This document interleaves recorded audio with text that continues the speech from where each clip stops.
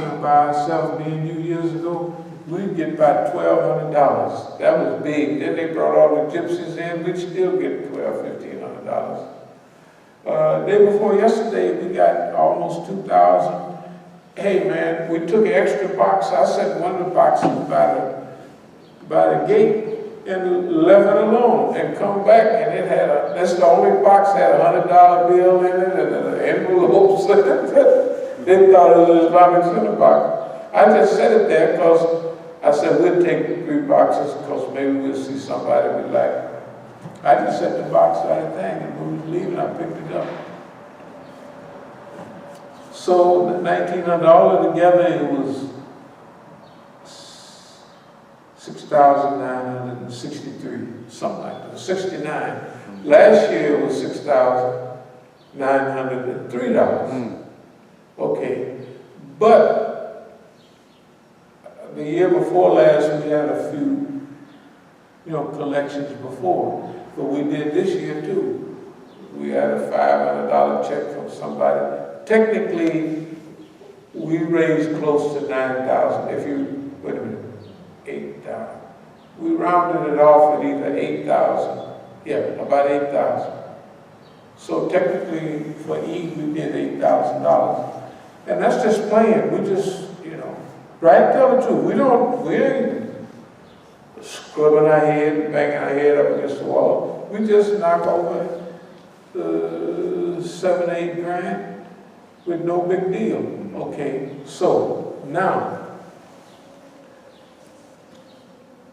we want to get to everybody. We want to influence everybody. Remember Baltimore to Richmond? That program is what we'll do. We've been having it on the books for a decade almost, right? So that's what our next period is, no matter how many teams we got now. Now remember how sweet Ramadan was with a little teamwork. Man, next Ramadan with this corporation, I'm going to cook 1 day or 2 days maximum.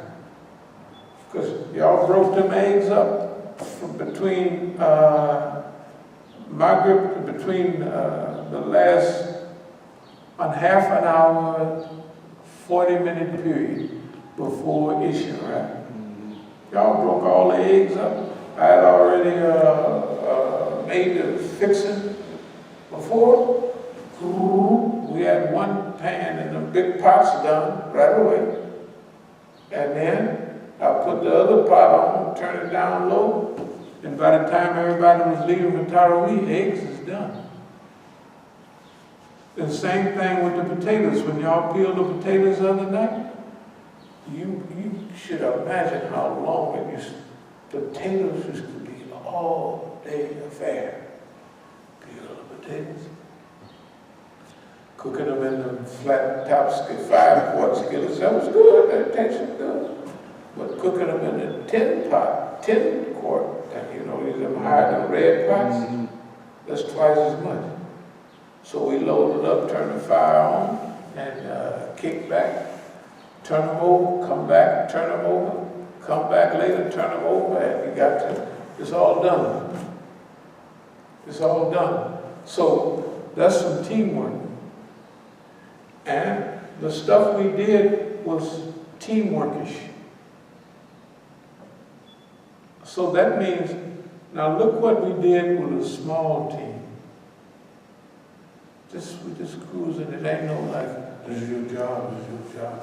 No, we just cruising, and we going by here, and we had smooth Ramadan, good food, everything, all the time. We never missed one night where the food was cold, or it wasn't none here, or nothing. Right? And it was just a few of us cooperating together. Okay, now, without taking all day, so I was thinking of the brothers that have been coming here, and we would talk to them about this deal. If they wanted to participate, if we had 5 or 6 brothers, now each brother now has 1 or 2, 3 sons, right? Suppose each brother take his son just like you do. Suppose we had 6 brothers like that, and a few more, right? That means the only thing we'd have to get together is, okay, we're going to have a program 6 weeks from now. So every Friday or whenever there's some program, we can go out to different mosques. And each mosque, for that program, we would go to a different mosque every time.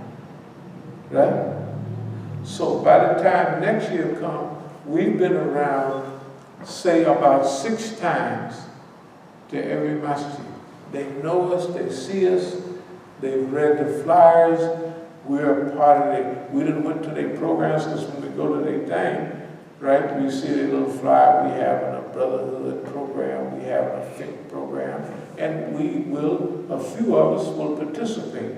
Like all that being to Masjid paperwork, that's it for me. From now on, ambassadors, heads of state, because we're sharper than the heads of state. You gotta, if you think of lying, think about the forecasts and the stuff we dealt with during the last year. There's nobody in the world, I know that sounds arrogant, but that's the way it is. I'll revisit 1 or 2 things. And then we'll wrap up because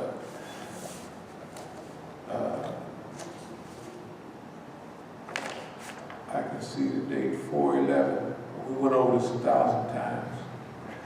Has Israeli influence. This is at where Kennedy got shot, Dallas, Texas. Where is that? Grassy Knoll. Grassy Knoll. 4/11, April 11th, April 16th, 2011. I have Israeli influence over there. What we're doing now is we're going through what's happening. We already said here, it won't be no Arab Spring. So we said this is a protracted struggle. It's going through certain stages. Step 1, destabilize it. It'll destabilize the region, destabilize Syria, destabilize Egypt, it'll destabilize. Then there'll be temporary transformation.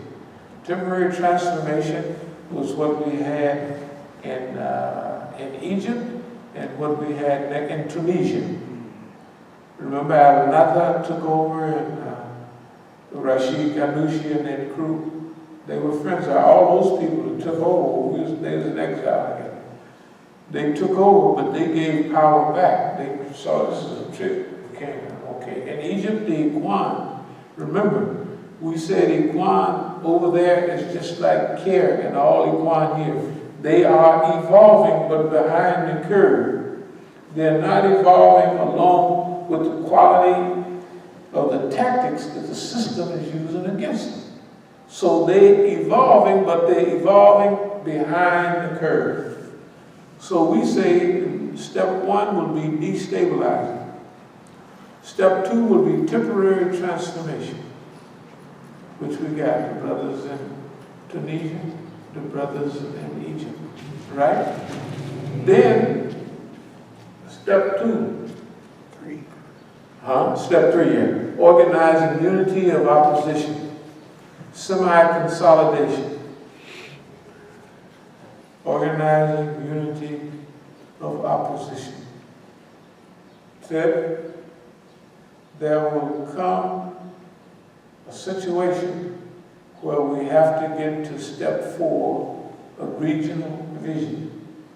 At the time of this writing, there was no regional vision, nor a reason for it. Somebody had to develop the reason for a regional vision. Somebody had to create the environment. Now, this just wasn't on the scene. Either I'm a genius or I got nothing, whatever you want to say.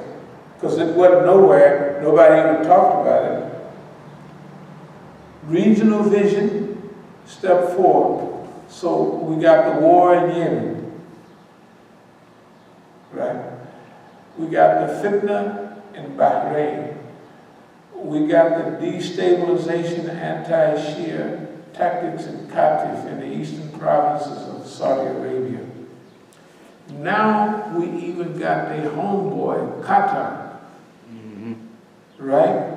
Being isolated and cut off by the West. Of course, they got gas, natural gas, and if they cut off their natural gas, then the U.S. can come in and sell natural gas to everybody. Some dirty people. But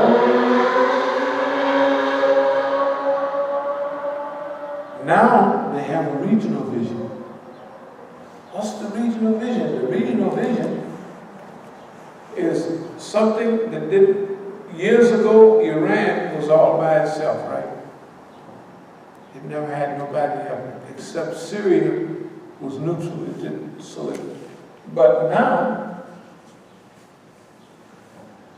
in the Middle East, we have that strategic alliance. Is big. Strategic alliance. Iran, Iraq, Syria, and Russia. Did y'all hear that Russia threatened, the U.S. threatened that if Syria used poison gas, that the CIA, somebody saw them moving around stuff like, and if they attack anybody with poison gas, they're gonna have to put up with them. Everybody in the world knows that the U.S. wants to. You gotta look how desperate the U.S. is. And you also have to realize that they don't know how desperate the situation they're in sometimes until we tell them by making fun of them. So all of a sudden, we have a regional necessity. And Iran is the head of that regional necessity. And we have a strategic alliance that's big. Where did it come from? Allah knows best. So now you have Iran that used to be by itself. There's a big monster in the region. And we have Iraq. They're going to be big because the U.S. will train the army and weaponize them, and Daesh should be out in a little while longer. They're going to be stuck around there causing trouble.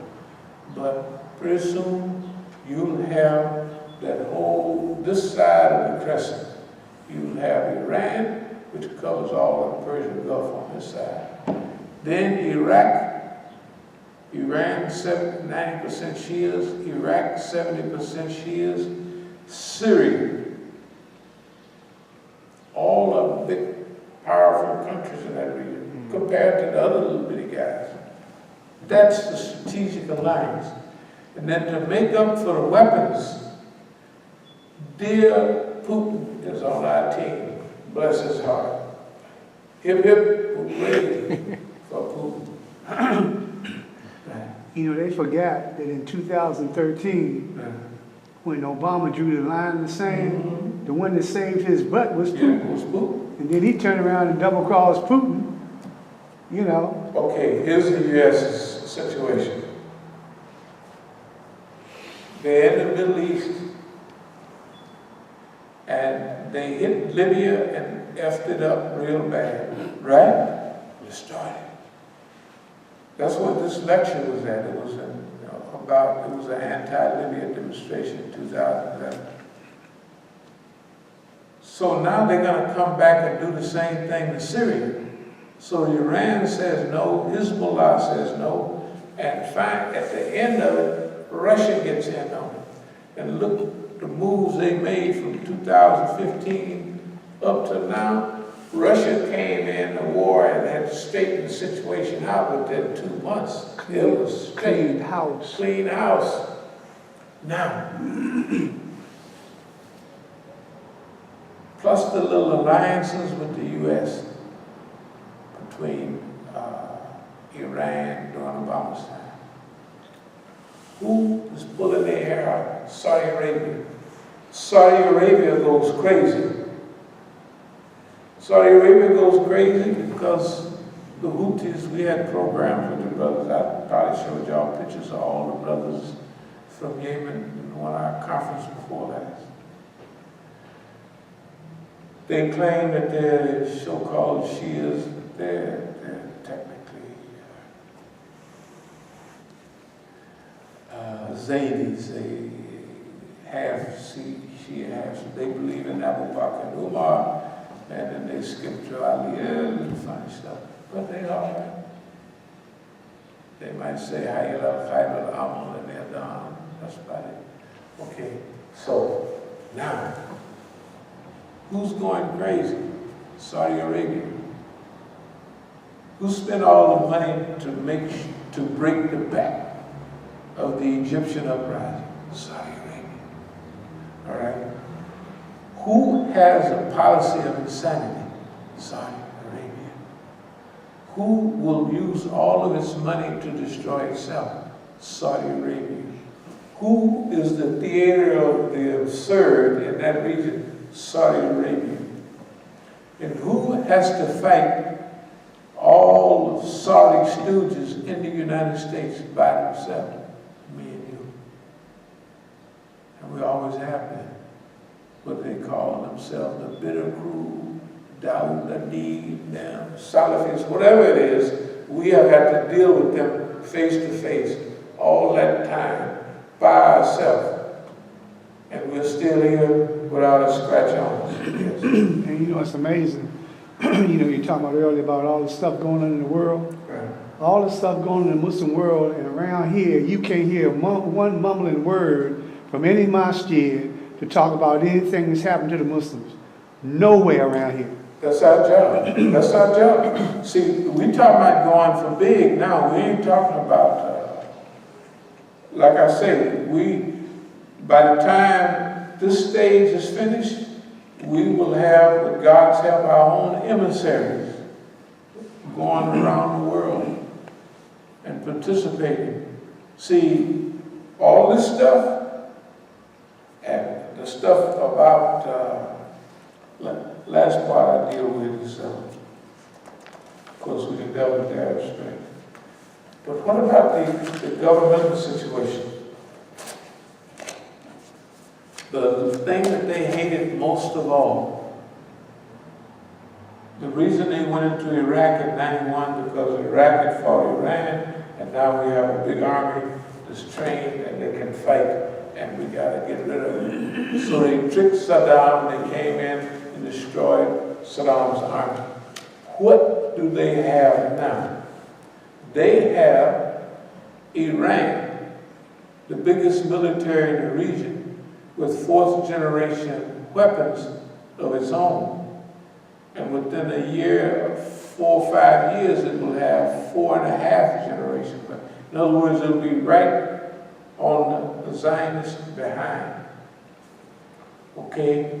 So, they have the Iranian army, they have Hezbollah, they have the Syrian army, and they have the Iraqi army. Huge armies that have been on the battlefield for years. What have they learned?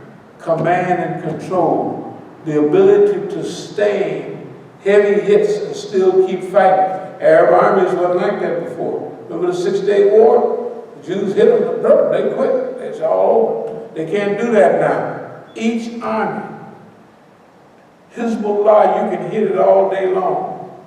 And they keep it. Just like Hezbollah told them, hey, Zionists, next time you're not going to be fighting here. We're fighting over there. We got the stuff and we coming after your behind. That's why the Zionists just be selling wolf tickets. Right. Hey man, the people, anyway, everything is going our way. So you have regional armies now. And now it's a regional vision, not a national vision, not a local vision.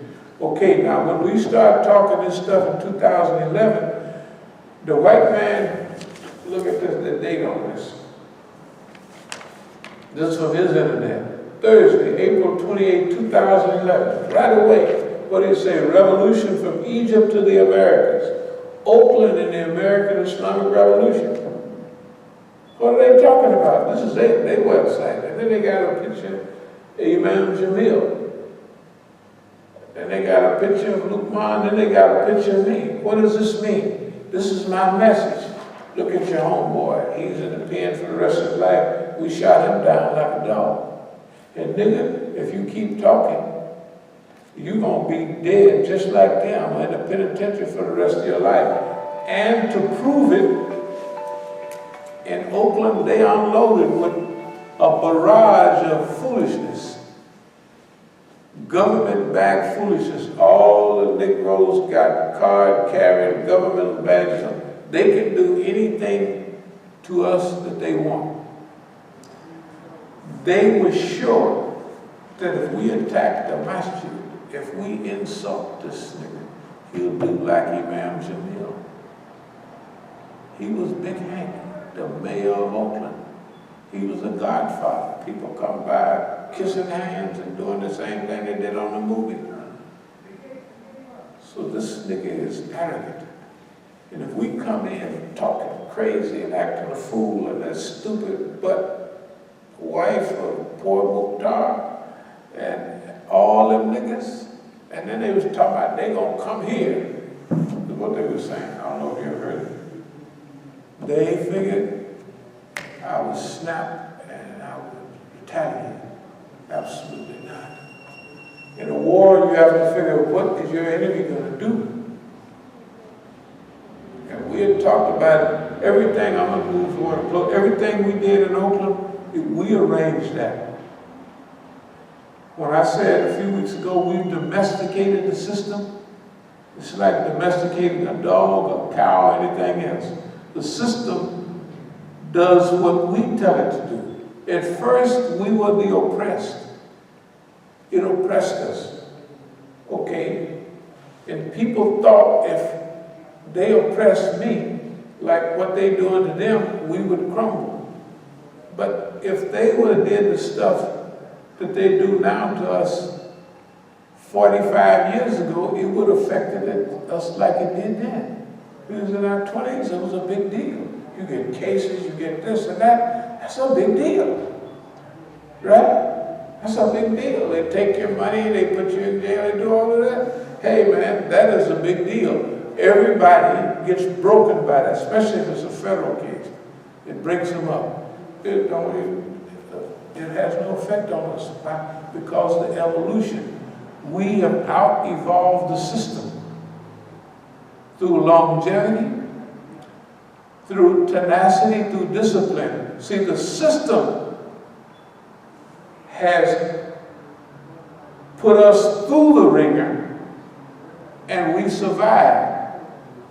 We grow and develop every time if they just do little stupid stuff like the other night, open the cars. The people that open the cars don't improve, but I do. No matter what they do, you see what I mean? You improve a little bit because how do you deal with that? How do you, what do we say? Oh, man, nothing. They can have the cars. Have all of them out there, and you mean it. That's why I said, you think you're going to waste our time? Right after Eid, everybody wants to make a move. Well, they try to slow your roll down. So that's what they was going to do with the cars. That's why I said, I ain't selling that. Why? We don't need to sell nothing. We don't care about selling nothing. There's another thing that's very important. And I told this to the Iranians. I said, don't argue with the white man about nothing. I said, just develop a space program. Because when I was over there, I told them about it. They had taken Iran off the grid, press TV, and they took Hezbollah off. They took the Spanish press TV. They took all of that. So that Hollywoodism conference with all the big shots was, how do we get our message out? I told them, put some satellites out there and develop your own communication. Can't nobody stop you. Because they already can put out weather satellites. The next day, one of the big shots in the ministry came by in the place it had a little globe on the floor, a little plastic that you blow up in the classroom. He picked it up and he just did this. He said, in order for that to be effective, you need 3 satellites. that means it covers that. And that's all they say. So, if Iran wants to develop the most sophisticated weapons program in the world, develop a space program, right? You have to develop the most sophisticated missiles, connections, and all. If you can go to the moon, you can go right around the corner anytime you want, right? It's the best cover in the world. The best cover in the world is that space program. And that's what I tell them. Develop a space program. You're going in outer space, that's all. You're going to have space satellites. That will take care of all of your weapons. Right? If you can go to the moon, you can knock the technology. That's what I'm saying. We're doing the same thing. This is the same thing we're doing on our program. We're creating a new global civilization of Islam, right? Oh, that's fine. That's what we're doing. And non-territorial government. Simple. We have to develop the wherewithal. We have to be able to talk on that level and act on that level, which we're already on. We have to send emissaries around the world. See, you got to remember our story. The story we have is known around the world. It's not known enough because, I don't know, so this stuff goes out all pretty much on it. It ain't no trick, like they ain't showing it, like your phone can pick it up, your phone and mine. Anybody can pick this up, right? Yeah. Okay, well, we've won that battle already. When we showed the one with Dr. Kaleem Siddiqui and what he said, it showed why they were doing this. Now, we've been waiting all along to show that. Let them say what they say. You ought to saw Muhammad al-Asi yesterday, day before, whenever he didn't even look over where I was. Yeah, I've been getting that treatment for years. Yeah, he didn't even look. Because they didn't heard our lectures on the University of Maryland trio. Can you imagine how weak that program is? Safi Khan, his brother Afif Khan, and Muhammad al-Asi. And they control everything. The Shias don't get through nothing unless they send Muhammad.